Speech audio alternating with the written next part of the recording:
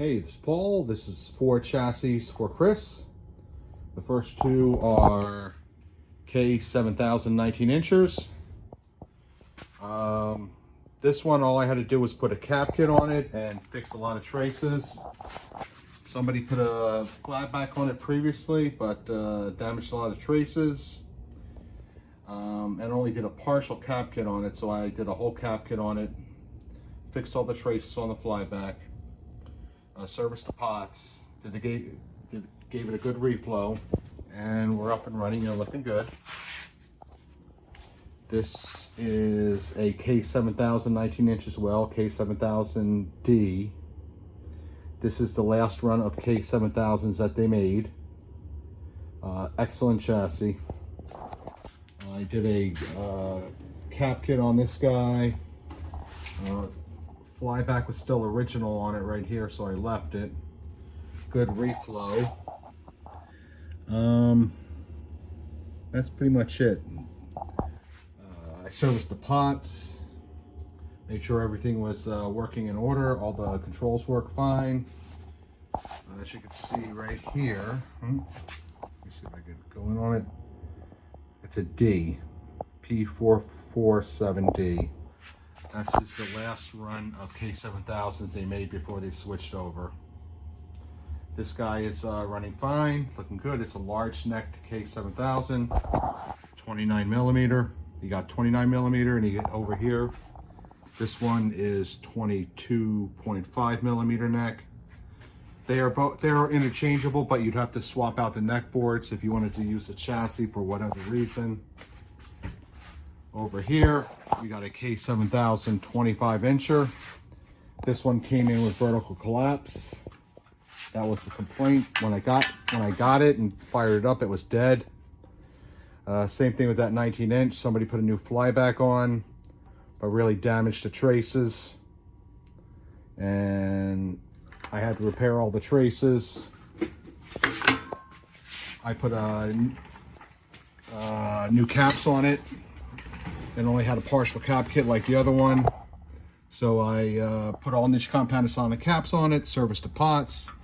This one was missing in the remote board. This is my remote board, so when you get it back, you're gonna need a remote board on it unless you need one.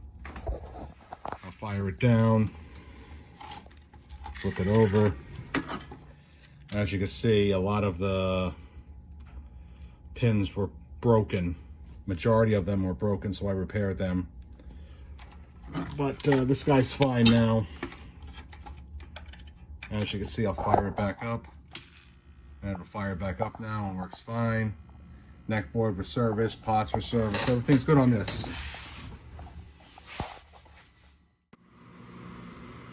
Here's number 4. It's a K7203. Came to me dead. These are still relatively new compared to the G07s or the 4900s.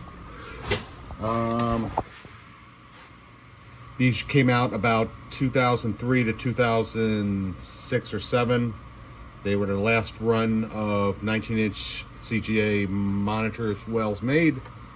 They make a beautiful picture, but they do have some weak points. These have very weak traces, so when you do a cap kit on them, you have to be very careful because you'll start pulling traces, especially around here and all the smaller caps. They didn't give you much space to work, and the traces are very thin and flimsy. So you just have to have the right equipment and have the right skills to do this type of work on this chassis. This chassis has a switch here. I'm on 15K right now. It has 17K. I assume that's for like an 8-liner game or one of those gambling games. But for regular arcade use, 15K is fine. One other thing about this chassis, you got this jumper here. If that jumper falls off or is missing, you'll never get it to sync. You have to keep that jumper on in order to get proper sync, horizontal sync to be specific. Besides that, I did a cap kit. I glued down all the big caps like they were glued down before. I use clear glue, and they ain't ever going to move again. I just do that so they don't pull up and cause breaks on the traces or cause cold solder joints. Flyback is still original. They don't really fail too often yet. I service the neck board. These neck boards have a weak point, which are the 3 transistors right here.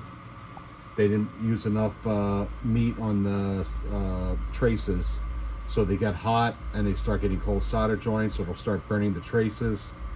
I serviced all those. I serviced all the pots.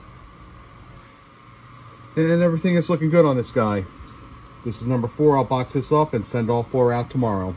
See ya.